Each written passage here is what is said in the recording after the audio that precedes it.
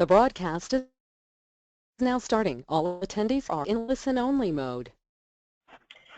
Good afternoon, everyone. Thank you all so very much for joining us on this lovely late summer afternoon and for taking this 1 hour out of your day. My name is Rocio. My name is Monreal. I'm the programming manager here at SAGME. So I'm the one at the end of the emails. If you guys have any questions, please feel free to email me.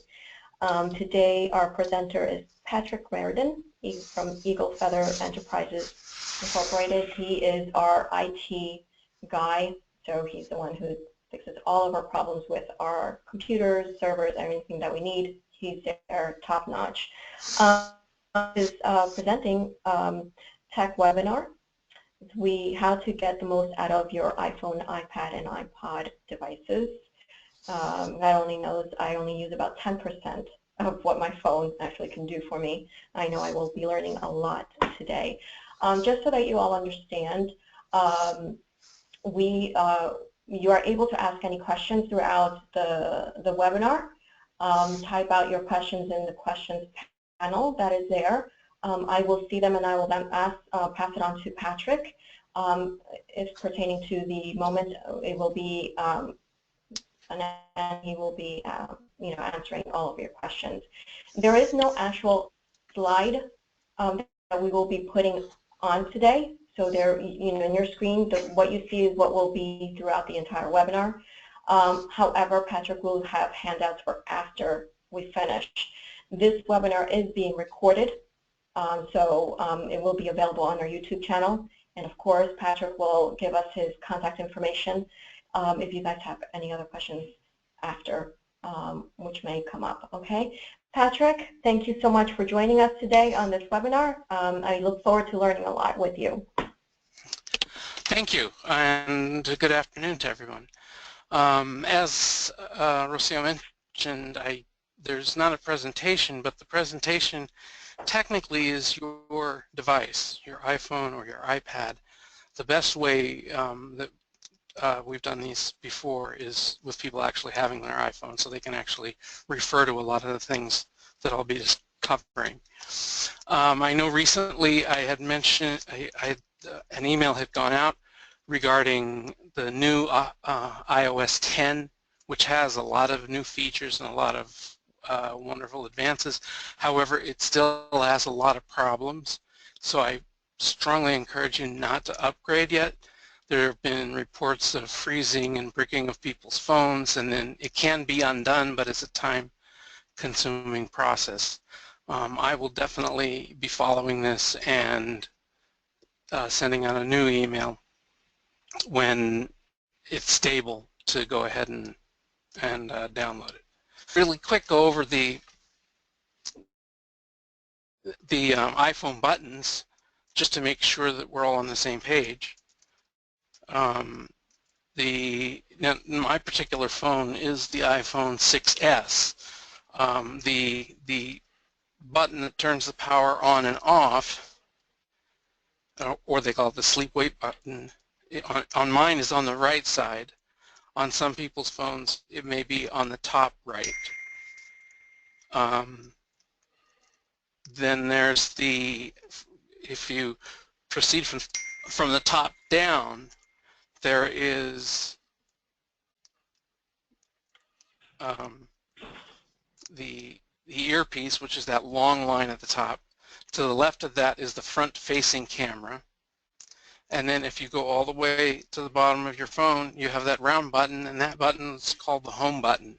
And I'll be referring to that a lot throughout here. The volume up and down are usually on the left side. You have your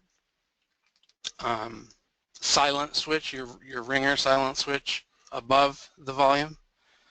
And then on the back, of course, you have your rear camera, which is always the highest quality camera, and the flash, which is next to it, which can also be used as a flashlight, and I'll get into that later.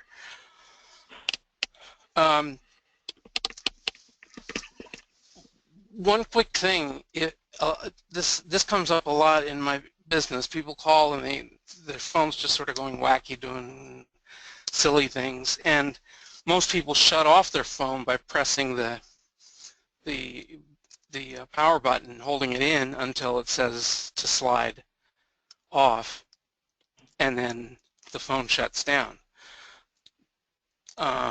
That doesn't always clear up some quirky things. So a soft reset of your phone is just holding the home button down and the power button simultaneously.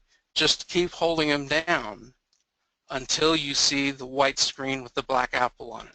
Then let go. And that's a soft reset, and it tends to resolve a lot of issues that people are having with their phones. The other thing I want to talk about, unfortunately, often overlooked, is backing up your device. Under settings and under iCloud, there's an option that says backup, and you want to make sure that's turned on. If it hasn't been backed up, you probably want to back it up soon, and they back it up to the cloud. And the reason this is important is that whenever you get a new phone, it's very, very easy to switch phones if you've just done a backup before you get rid of your old phone, because then you log into your new phone, you download the backup. I mean, it is somewhat of a time-consuming process, but it brings everything back exactly as it was before you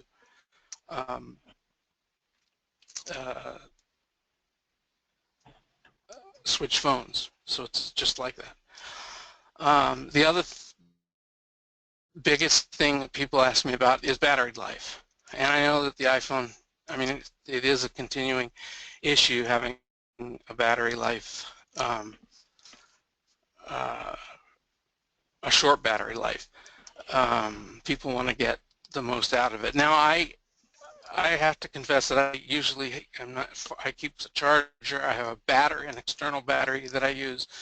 That actually, it's not that big, but it'll recharge my iPhone 3 times, my iPad 2 times from one full charge of it. And I also have chargers all over the place. But there are things that you can do to help reduce the battery life. Increase your battery life. The big things that a lot of people don't realize is shutting down apps. Most people don't seem to know about shutting down apps, and when I say apps, I'm talking about like email, contacts, calendar, calculator, all, Safari, all these different programs. And to shut them down, you just double click on your home button, and when you double click on your home button, you'll see them. You can scroll back and forth. You can see a whole bunch of screens, including the home screen. Now, the home screen never gets shut off, but all these other screens, all you have to do is slide them up, and they're shut off. You slide from the bottom up, and they go off. Surprised if you didn't know about this and you find yourself maybe spending about 15 to 20 minutes shutting down apps because every app you've opened since you got the phone or the iPad stayed open this whole time. So a lot of times, the first time people hear about this, they go in there, they're surprised. You mean I still have to keep shutting out until there's nothing left? And then I usually do it 2 or 3 times a day. I just go through my phone and make sure I've shut down apps, and that will save your battery dramatically. The other thing is a feature under settings and then under general, which is called background app refresh. And this background app refresh is a pretty nifty feature because it keeps all these apps current. However, it keeps them running in the background and burning through battery. So there's all the list of all your apps are there. So you can either do one or two things. You can either shut off background app refresh completely, and that doesn't really have any impact, except like when you open your email, it'll check for your email when you open it. Whereas if background app refresh was on, it would be checking the email all the time. Patrick, where exactly is this? This is under settings, general, You go into your settings panel, then go under to general, and then if Okay, you scroll down, you'll background app refresh. gotcha. Okay. And then it has a list of all the apps. So you may not want to turn it off completely, but you certainly want to turn probably a lot of them off. Wow. And that, again, you know, it was a great feature that they added to the phone, but most people didn't realize that it was even there. And on top of that, they didn't realize that it was just soaking up their battery. One new feature that is more of a biometric type feature is again, it's under settings, display and brightness, and there's a feature there called night shift. And this actually came from the New England Journal of Medicine. There was a study done that found that the standard light wave that all of these smart devices transmitted at us to our eyes interfered with our sleep process. Because at night, as the sun goes down, melatonin slowly starts to release itself. But the light from these devices would actually stop that release of melatonin. And Apple came along and, after researching with them, created this feature called night shift. And it actually removes the range of light that causes the melatonin not to be released. So you can continue to use the device without it interfering with your sleep. So that's more of a helpful thing. Now I'm going to go on to texting. I don't know how many people use texting, but texting is that little round balloon that looks like a comic strip type balloon that should have words in it. And if you tap on that and you tap in the upper right corner of that, you create a new text. And then you can start typing the name of a contact, and it should pull up someone from your contact list. Now if that name comes up and you see it in blue, that means that person has iMessage. They have an iPhone or an iPad. If you see it come up and it's green, that means they're either using an Android or something else. And the green ones would actually come out of your texting allotment from your provider, from your cell provider. The blue ones don't cost anything because they're going through Apple and not through your provider. And then you have an option. You also have an option, but to use an English keyboard, and that's for the whole iPhone. But if you happen to speak multiple languages, again, if you go into settings and you go into general and you go down to keyboard and you select keyboards at the top, there's an option to add keyboards. And there's a whole ton of languages there that you can add. And you can have as many as you want. You probably only want the ones that you would use most frequently.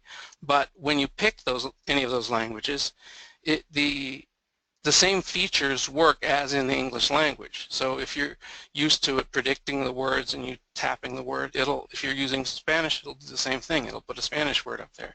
If you mistype a Spanish word, it'll show you that you can tap on it and it'll show you the option to correct it, just like it works in English. So any of these languages will work the same way. The way that you would, if you have multiple keyboards, on the keyboard itself, or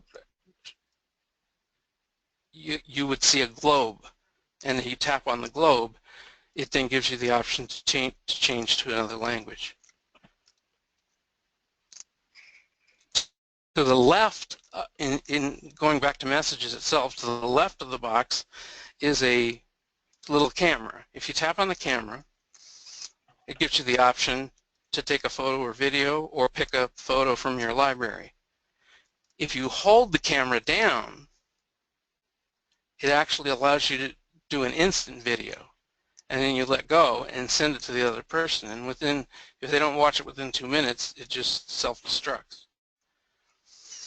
On the right is a little microphone, which is the same thing. You can actually send an audio message to someone, and that will self-destruct in a couple of minutes. Now you might also notice that on the keyboard itself, there's a little microphone to the left of the spacebar.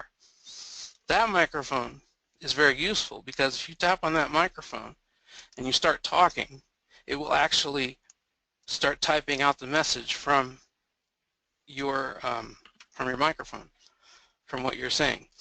And then when you're done, there's a little button at the bottom that says done. And then sometimes there may be a slight delay, but all of the message should show up. Now it's not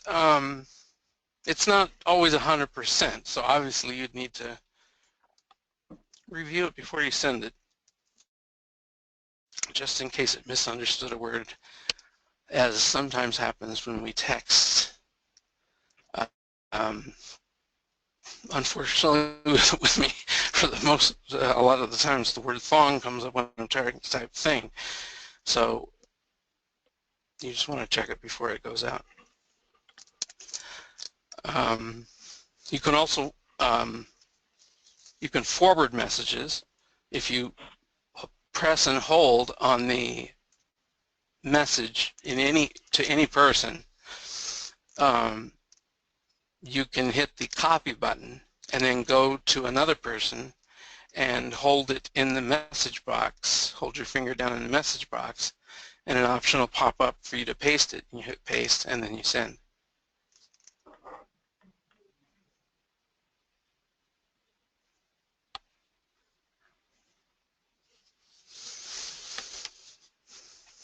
Now, email. Email is an interesting thing. I would assume that most of you know how to use email at this point, but there are some parts of email that a lot of people don't realize. By default, the mailboxes that are shown are only the inbox, but you still have access to the rest of your folders depending on the type of mail provider you're using. So if you are in your inbox, in the upper left corner there's an option, there's a blue arrow going to the left. If you tap on that and you scroll to the bottom where it says accounts, you can then tap on any of those accounts, and not only will it show the inbox, but it'll show all the rest: draft, sent, junk, trash, and any other subfolders that you might have will be shown there.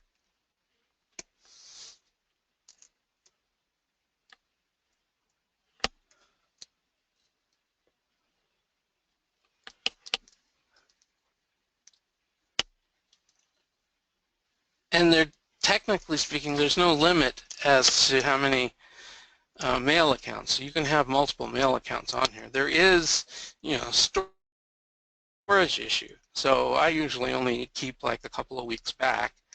But you can also set how many weeks back or days back you want to save your email under settings, mail contacts, and settings. And then you go to each account and you can adjust it there. One other feature that they added, in practically every screen, there's a search option. So for example, if you're in settings and you want to search for something that you know it's in there, but you can't seem to find the option, you can type in that box, software update, and it'll take you right to that. The same thing happens if you're on the home screen. If you pull it down, it automatically search box shows up on the top.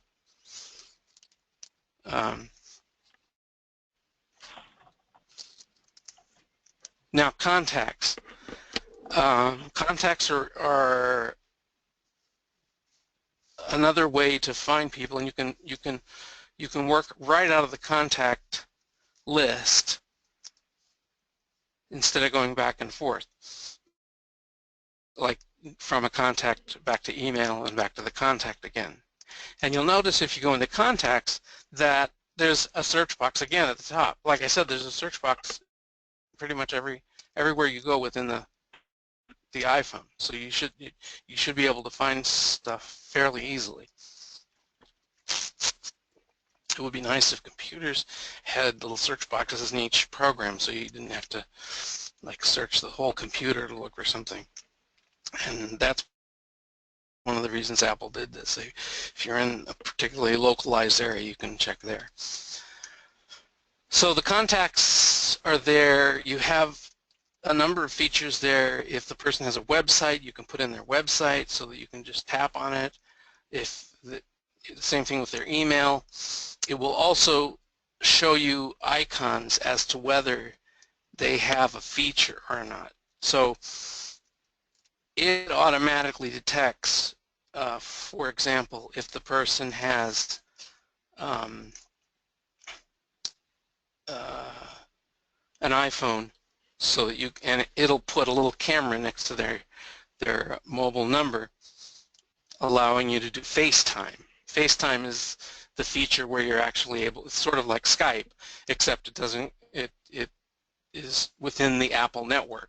So you can do FaceTime with other people within that have iPhones or iPads, and that'll show as an icon right on the screen.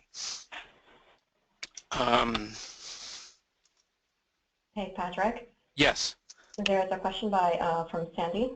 Sandy mentions that she tries to delete the emails from her iPhone on a regular basis. When deleting emails, she often goes to delete them more than once. She deletes them and then she trashes them, but they reappear. Why is that?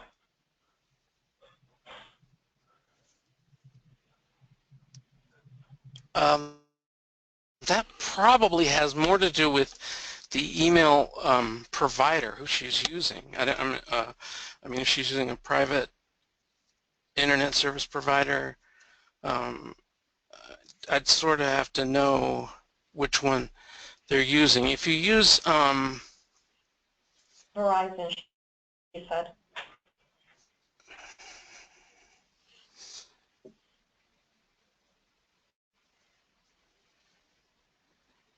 That's a good. It's a good question. There are a number of ways to set up an email account. There's a POP account. There's IMAP. I recommend IMAP because IMAP is the one that when you delete something on one device, it'll delete on all. This often comes into play when, obviously, when you have email set up on a desktop on more than one device. This is where this kind of problem can occur, and it may be the type of account that she has with Verizon. I would recommend that she contacts Verizon and explains that she's having this problem, and that, their techs are pretty good, and they'll be able to straighten it out, because either way it shouldn't be coming back again.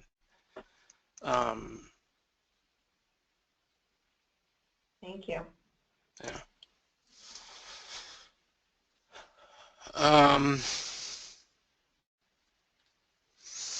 Another thing that maybe some people don't know is if you get a phone call from someone that either you knew or they're a new client, new friend or something, you can actually tap on their number in the phone section. You can tap on their number.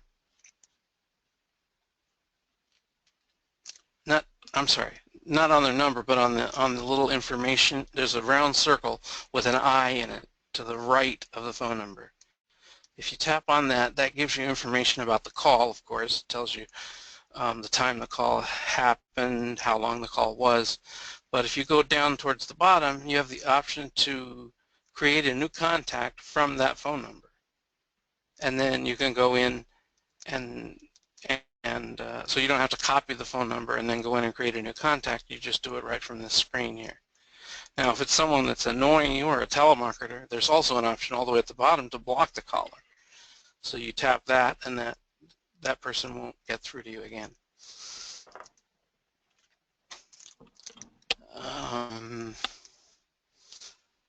There's another to talk about it. I don't know how many people are familiar with this, but there's a feature where you slide from the bottom up on your phone and you get a menu, and there's an airplane which allows you to put it in airplane mode. If you do it in airplane mode, that turns off your wireless and your Bluetooth. But you'll see another icon that looks like a moon. And if you click on that inadvertently, what that does is that puts your phone in do not disturb mode. And if you have favorites set up, because you can make certain contacts favorites, they can get through, but no one else can. If you have no favorites at all, it's almost like turning your phone off, because they won't get any calls at all. At the bottom of the screen, the same screen that you pull up from the bottom, there's what looks like a flashlight. You tap on that, that turns on for the camera, which is the flash, and it becomes a flashlight. You have to remember to turn it off because it doesn't go off by itself. The next one over is the timer, and so it takes you immediately to the timer app, and you can set a timer. The middle button is the night shift. It looks like a sun, sort of like a moon within a sun. And if you wanted to suddenly turn on night shift, you could, or you wanted to turn it off because you wanted things to be brighter suddenly, you could. To the right of that is a calculator, immediate access to a calculator, and at the end is immediate access to your camera. And the camera is actually available even if you have your screen locked. I know a lot of people don't realize that, and they want to take a picture really fast and their screen's locked and they can't get anywhere, but all you have to do is press the home button, slide up the screen on the right side up, and the camera comes right on, and you can start taking pictures. Now you can't do anything else until you unlock the screen. You can't forward the picture to anyone, but you can at least get the camera going just like that with that one flip.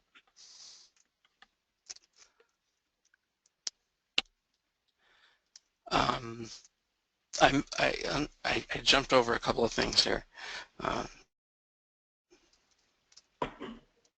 As far as concerned, there's a whole bunch of entries on the contact screen, and you have obviously the first name, last name, company. You can add a number of phone numbers, and you can give them labels so that they have work, home, mobile. You can add as many emails as you want.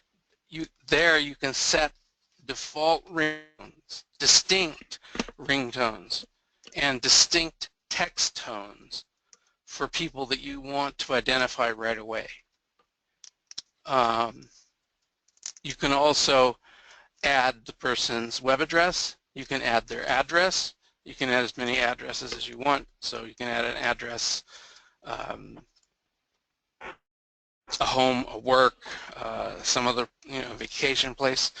And one of the neat features of having the address in there is that later on, if you go in to look up that contact, if you tap on the address, it'll actually open in the map program. And you'll also have an option to have it route you to that location from the location you're at that point. You don't have to know the location.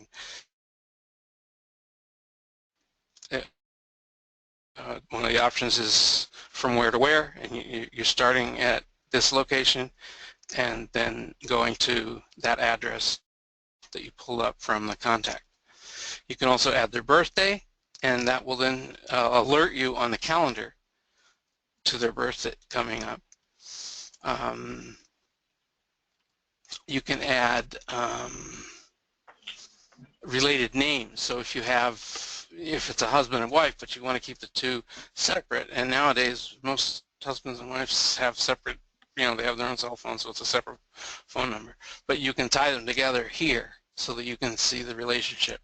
You can also enter notes on that screen about the contact, and then you can also add fields if you want. If you don't like the way it's laid out there, you have the option to add a prefix, phonetic first name, pronunciation first name. This is obviously for difficult names. Middle name, phonetic last name, pronunciation last name, maiden name, suffix, nickname, job title, and department. These are all fields that you can add and then store them in there. Now there's another screen that actually comes down from the top. So if you pull down from the top, you just slide down really fast from the top. You have two sides actually. One is notifications, so it'll show you anything like if you missed a call, if you missed a text, if there was something that was scheduled that you may have missed, it'll show that under notifications. Then if you tap on the part that says today on the left side, it'll show you your entire calendar. Now the neat thing about adding, when you go to the calendar, I'll switch now to the calendar actually. When you go to the calendar, when you add a new appointment, maybe many of you may have noticed this or not, but you can title the event, but right underneath it is the location. And if you put in the address of where you're going to go, and then you set a time for that appointment, the iPhone will alert you, say, based on current traffic, if you leave at such and such a time, you'll make it to your appointment. I find that quite useful. It'll beep all of a sudden and say, and I had been planning to leave later, and there was an accident or something on the way, and which required me to go around it, and it's pretty accurate as far as getting. So it's an added feature in the calendar. Of course, you also in the calendar you have the option to either make it an all-day event or starting and ending. You can also repeat the event. So if you're going to be doing the same thing for 3 days in a row at that time or all day, you just hit your repeat and set the default option every day, every week, every 2 weeks, every month, every year. And the last one is custom, and then you can set a custom time. Then under that is calendar. Now some people, if you have multiple email accounts, you're going to have multiple calendar accounts. There's usually going to be a calendar for every email account that you have. So you want to pick your default calendar so that you're not putting in an entry and then it's not syncing with your calendar across all your devices. Now I don't know how many of you know this, and if anyone doesn't know this, please let Rardin know. But you can actually synchronize an iPhone, an iPad, and a Mac 100% so that if you're at home and your iPhone's in the house and a phone call comes in, it'll show up on the iPad, it'll show up on the Mac. If you have a headset for the Mac, you can answer the call right there. You don't have to go running for your iPhone. It'll also share texts, and of course it shares your calendar and contacts. So any texting that's coming in on your iPhone, you can reply to from the Mac or the iPad. And there's a way to make sure all these are tied together. So if you're interested in doing this and it's not happening right now, let me know and we can send you some instructions on how to do that. Thank you. Patrick, someone asked about AirDrop. Yes. What is that all about? Okay, AirDrop, you have to have it on, first of all. And I only turn it on when I'm actually going to use it. But AirDrop would mean like if Rossi and I were in the office and I had a photo and she said, oh my gosh, that's amazing. can I get a copy of that? Sure. I actually turn on my AirDrop by sliding it up from the bottom, because if you have it on all the time, people will start seeing your phone, and you may or may not want it. Then you go to the picture, the photograph, for example, that you want to send, and there's that little up arrow that you'll see, and when you tap on that, in the very top, and actually this works with pretty much any item, a note, um, uh, not just photos. If you had something in iBook, any option where you see AirDrop. Now right now, for example, I don't have anyone near me who has AirDrop or has AirDrop turned on, so all I see are blue lines in a circle. But if I was next to Rocio right now, I would see her name right there. So I would just select the picture, tap AirDrop, and she would then receive a message on her phone that would say, you have an incoming image from, and it would say my name. Do you want to accept it? And all she has to do is acknowledge it, and it's now in her photo selection. And you can only AirDrop with someone that's in close proximity to you. Is that the case? Or can yeah, I mean, it uses the Bluetooth feature of the phone, which is about 30 feet, but most of the time you wouldn't. I mean, AirDrop is more used for when you're with people, with a group of people. I mean, you can if you're having lunch with 5 or 6 people and you happen to bring up this photo and they all have AirDrop, all those people at the table can receive it. Anything further than that, you'd have to use message or mail. And obviously this is just for like Apple device owners, right? So I can't, share it with a Samsung user. Exactly. Okay.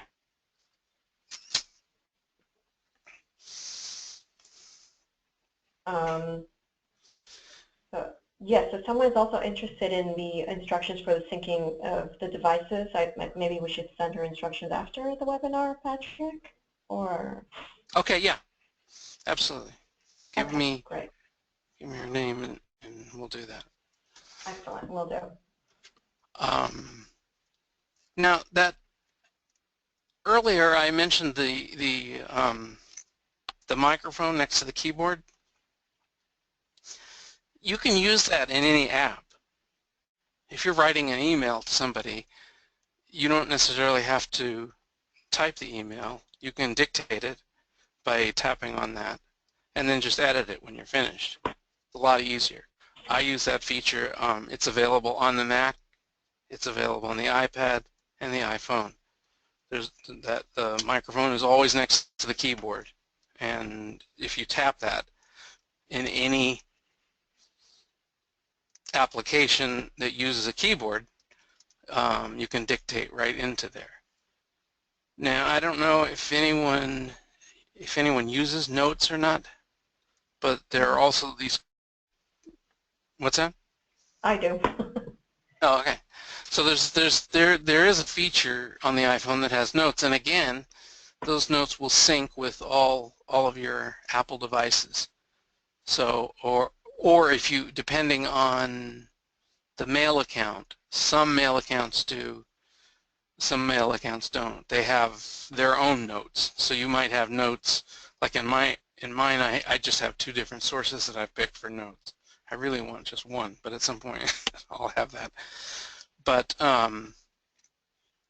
the notes have changed considerably nowadays, and I call them they're almost like a virtual napkin. You know, when people would get together for lunch or something and brainstorm and start writing things on napkins. Basically, notes are sort of like that. I mean, you can take pictures in notes and save an image in there. You can actually write on the screen. And of course you can type on the screen, and like I was saying before, you can dictate as well. So it's a great place to jot something down really quick that you need to save. You need to open up a Word document or Pages if you use Pages. Let's see. How much more time? I don't know with what. We have 20 minutes, but it's Okay, good. not that we're not going to just drop off basically No, I at know. 1:30. Right. But yeah. Okay. Judith wants to know where she can find notes on her phone. Well, this is a good way to use the search feature. If you pull down on the home screen and type the word notes, it should pop right up and tell you. Actually, it'll show the app image on the left and where it's located on the phone on the right. And if you just tap on it, it opens Notes right up. Now, you'll notice a lot of times when you type something into the search box, it's going to give you multiple results. Like if I were to type in Rocio's name here, All right, it's so going to show as a contact, it's going to show me her calendar events, it's going to show me emails that she's recently sent me, and it gives me the option right from here to do FaceTime with her because she has an iPhone, or call her or text her. So the search or spotlight, as some like to call it, is really a powerful resource of finding things and finding apps. I mean, it happens to me, just like she was just asking about notes, where's notes? A lot of times I'll have apps that I'm looking for and I can't seem to find them. Now, another thing is a lot of people don't realize that you can organize your apps. You don't need to have 5 pages that you scroll through for all your apps. You can actually, if you take, like, for example, let's say the camera app is sitting on your desk. If you press and hold till they're shaking and they have the little X in the upper corner, you can now slide. For example, I have Photoshop. So if I slide Photoshop on top of the camera, it's going to create a little box with those 2 icons in it, and it's going to name it photography. Now I can change the name. You can type whatever name you want in that box. But you can organize everything. Now I happen to be, I like to be able to find everything right away, so I've actually, believe it or not, I have several hundred apps, but I have them all organized onto one screen. So they're in individual boxes. Each box can have, well, actually it can have as many as you want, because it can slide over just like the main screen slides over once you open the box. But I have visibly, you can see nine apps in each box. So you can sort of shrink down and organize them. Like I have mine organized into business, communications, utilities, news, reference, books, writing. So in writing I have Word, Notes, Pages, PowerPoint, and so on and so forth. That's also how you can, obviously that is how you can get rid of an app as well. If you hold the button, you can pick any button, any app, and then you can go through, and if you tap on the X while they're all wiggling, that'll delete the app. And especially if you want to go through and have, you can clear out a lot of apps that way. And then when you're done, you just press the home button once and everything stops shaking and the apps that you didn't want are gone. That doesn't mean you don't have access to them. That doesn't mean that you don't own them. You still own them. So if you ever want to put the app back on and you go back to the App Store and you search for the app, you'll see that it'll have like a little cloud with an arrow in the middle. That means you already bought it and you can download it without paying for it again.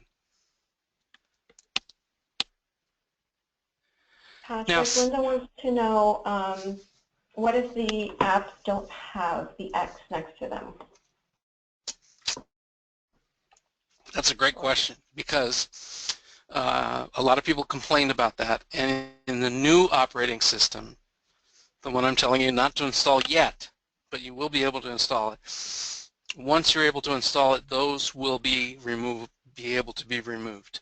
The ones that don't have X's are Apple's proprietary apps that they want to be on the phone, but a lot of times, like, depending on the person, they don't use stocks, they don't use certain things, and you'll have the ability in version 10 to X them out as well.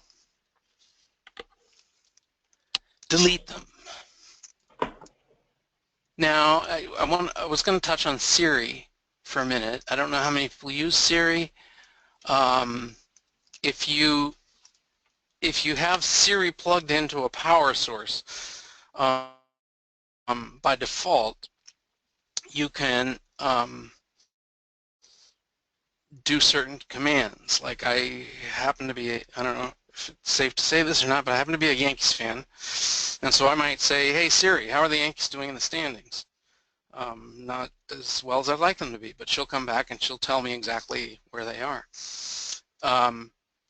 If you go into settings and you go into general and you will see Siri in the list, and so you have the option to turn on Siri or turn off Siri. I recommend turning that on. I find it quite a lifesaver in many circumstances, and I'll tell you why in a minute.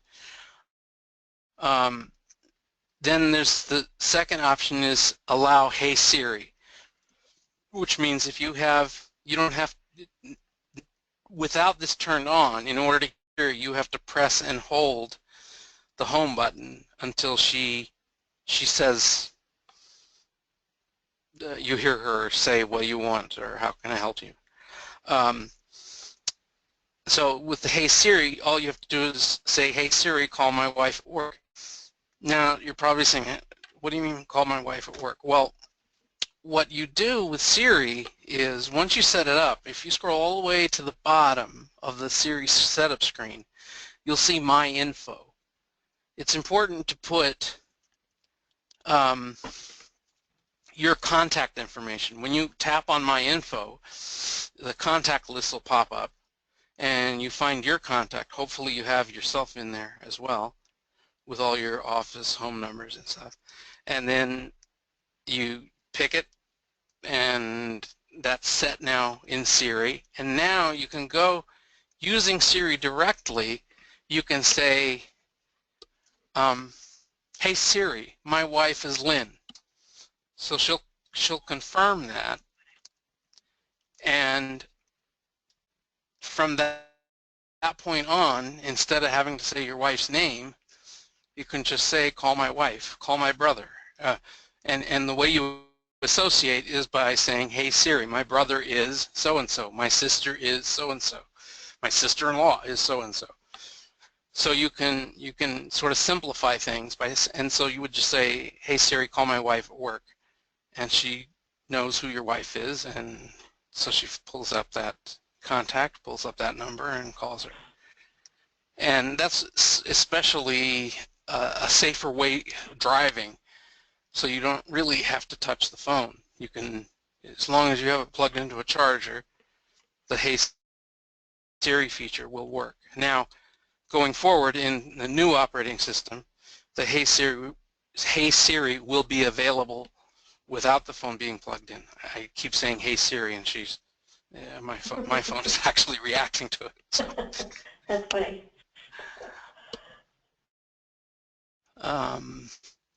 The other thing is that in the new operating system, Siri is going to be available to do more than she's done up until now. Now she's been able to ask questions, look things up on the internet, call people for you, get directions for you, things like that. But now she's actually going to be able to open apps. So you can say, hey Siri, open Word, or hey Siri, open Maps, or whatever, and she'll be able to open that. She's like becoming more and more of a digital assistant.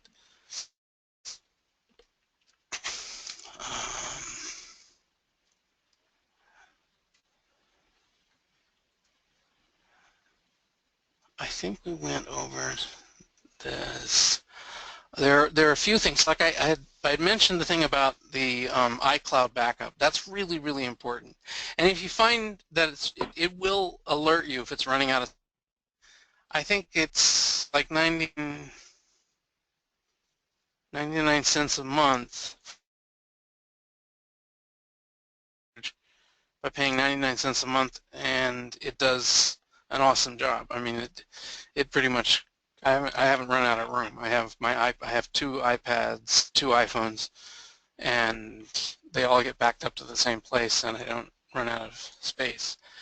Now, one other thing that is sort of related to the iPhone is also related to the Mac or the PC. I don't know how many people use iTunes, but if you do use iTunes, there's a feature in iTunes. It used to be called iTunes Match. I'm not exactly sure what it's called now, but I can find that out if anyone's interested. For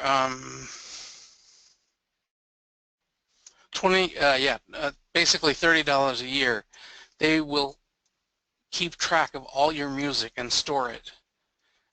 Previously, I have to say, even for me, it's been a real pain to migrate iTunes from one computer to another. So if you have this feature, you don't have to worry about it. When you get a new iPhone, you get a new computer, it will, you sign into your iTunes account, and it will automatically get all your music back. The neat thing of this service as well is that if you have uploaded CDs into iTunes from a while ago, it will take all of your songs and upgrade them to the highest quality song available on the market of that particular version. And that's just included. Another benefit of doing that is that you free up storage. You don't have to have all your music on your phone. You can actually stream it from the iCloud, as long as you obviously are on Wi-Fi or have a good data plan.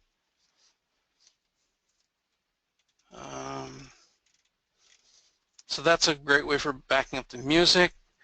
Another important thing, again, about the battery that a lot of people don't realize is, because a lot of people leave, because you lose your battery very quickly, a lot of people tend to keep it plugged in whenever they're able to keep it plugged in. And that's not good either. You really want to try to get let the battery reach 20 and then charge it fully to 100% on a regular basis, because that'll keep the battery healthy. If you keep it plugged in on a regular basis, you're going to find that you get less and less battery life out of it. And you really have to worry about it discharging completely, because if you plug it into a charger, within about 5 minutes it'll be able to come back on again. And then you can just leave it plugged in and it'll charge up fully.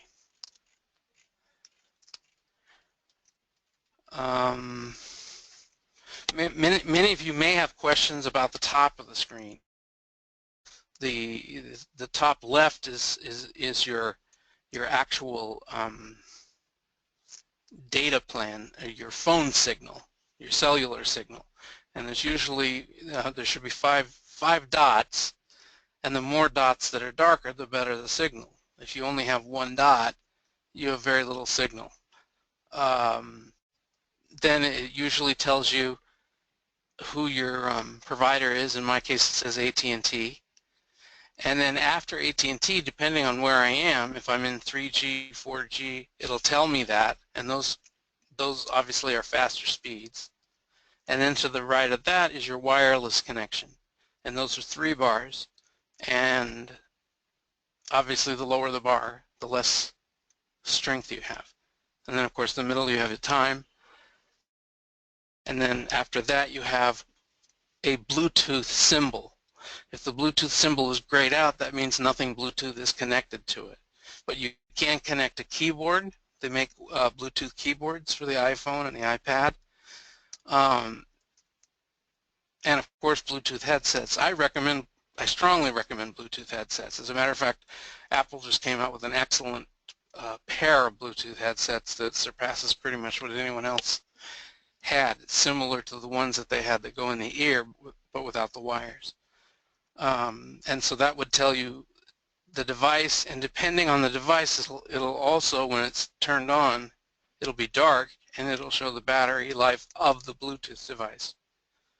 Then you have the percentage of your battery and an actual icon of the battery showing it depleting.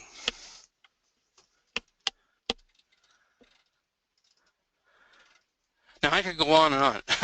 There's a lot more in my cheat sheet that I can send out to whomever wants it. Will have a lot more. It tells you more about the camera and how the camera works, location services and how they work, and why it's important to have them on in certain apps and not in others. The App Store and updates, the iTunes Store, Safari. Oh, I do want to mention one really neat feature in Safari. If you go to a website, and no other browser has this feature as far as I know. If you go to a website, the 4 lines to the left of it,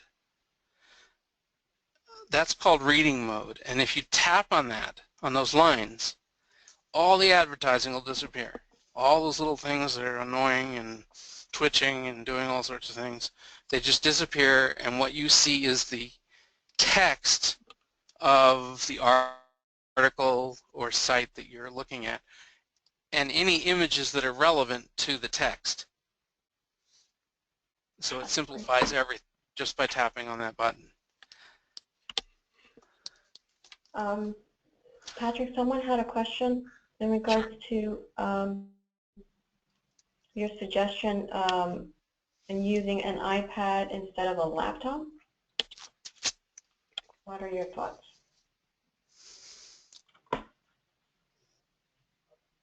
Boy, that it really is up to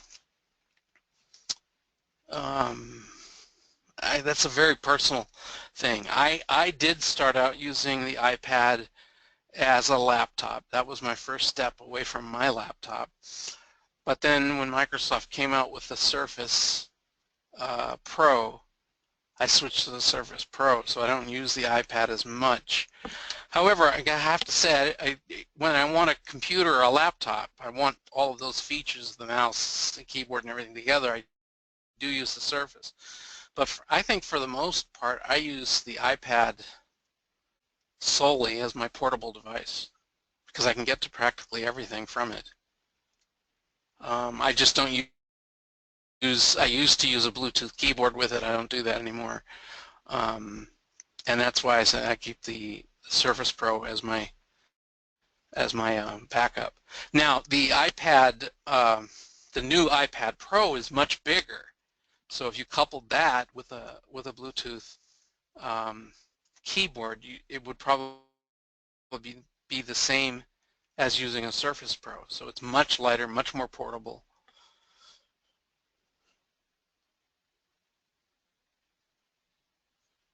I don't know if I helped. If there's any particular question about that specifically, about the distinction, No, let me know. There was nothing else elaborated on that, but thank you. Yeah.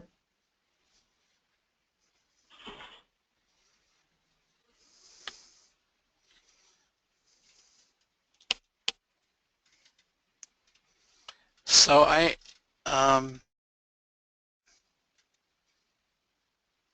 can go over the phone functions if we have time. Yeah, it's about to hit 1:30. I don't know if anyone else has any other questions at the moment. Or Patrick, would you like to share your contact information for them to reach out to you? They also have my email address if they have any other questions.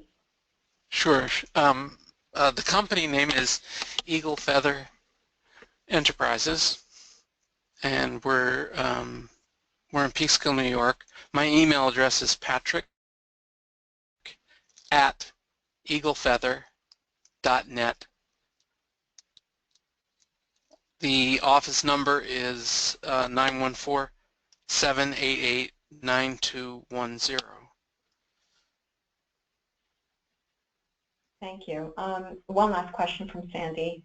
She wants to hear about the camera Okay. feature. I don't think she asked anything in particular. So Sandy, if you can elaborate, that would be great.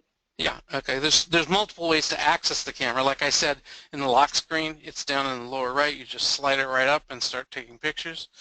In the unlock screen, the same thing. You can scroll up from the bottom, and there's a little camera icon right there, and you can tap on that, or you can tap on the actual camera app, which is a little gray box with a camera in it.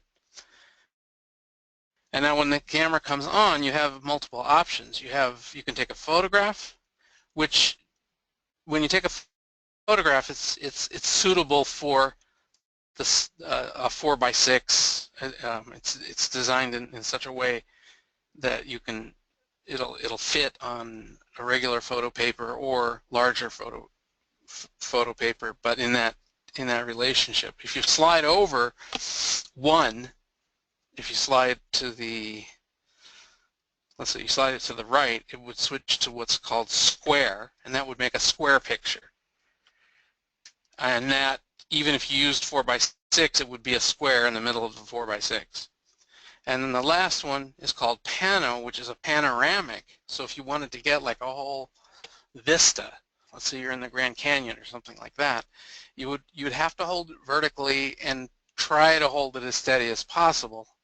You'll see an arrow on the screen going pointing to the right, and then when you tap on the photo button, as if you're taking a photo, you then move, and you'll see the arrow move with you around,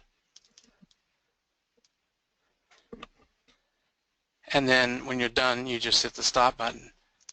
And then now it'll stop automatically when that arrow reaches the other side, but then that gives you a huge panorama. Now, unfortunately, there's really no way to print that except to send it to Apple. There may be a couple other places online that will print that, but it's a long panoramic view.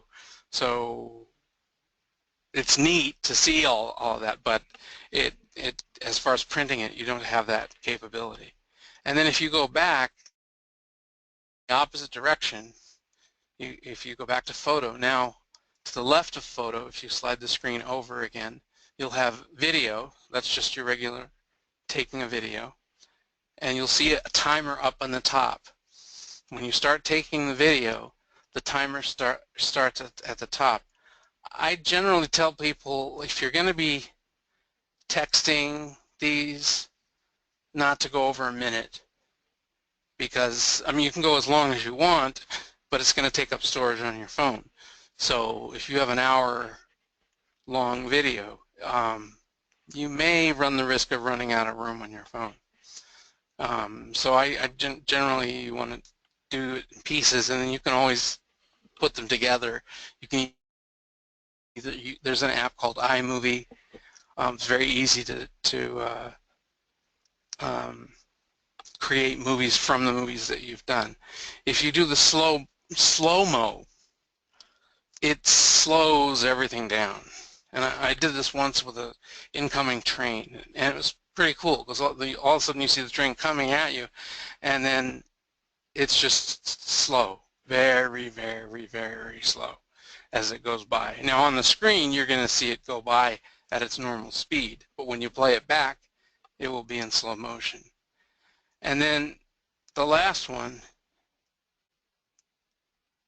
is time lapse.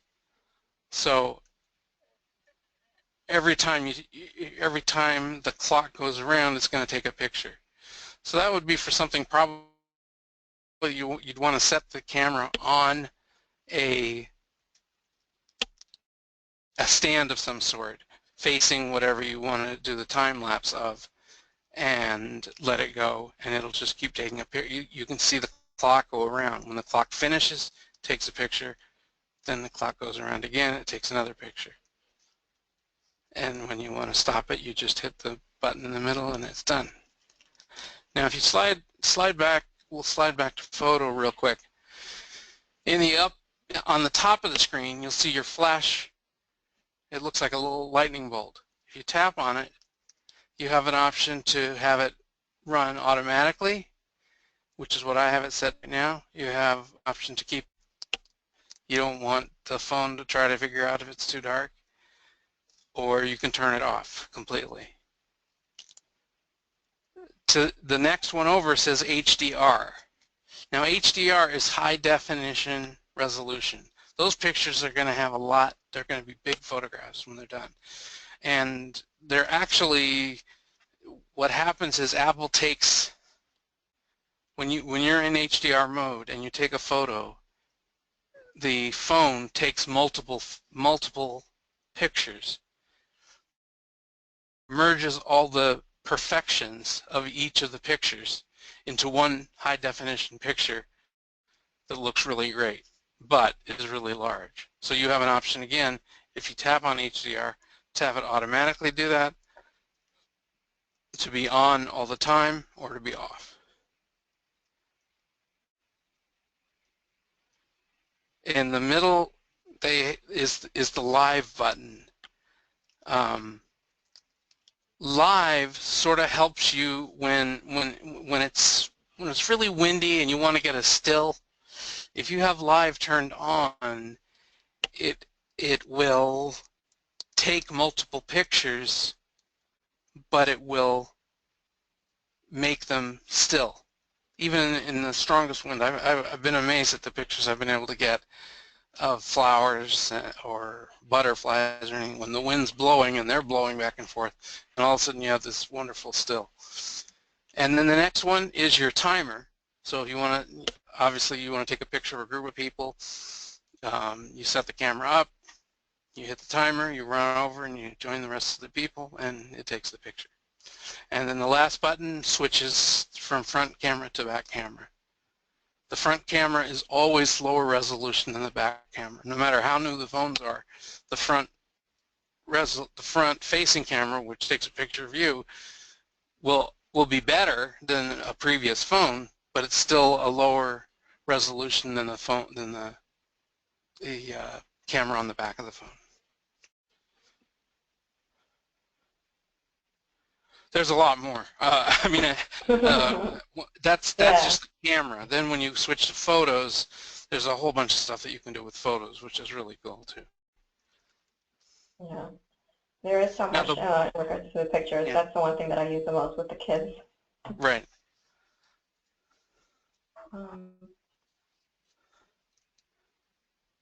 Okay, I think those are all the questions that anyone's posted for now. I have some questions that, some requests, Patrick, that I'll email you.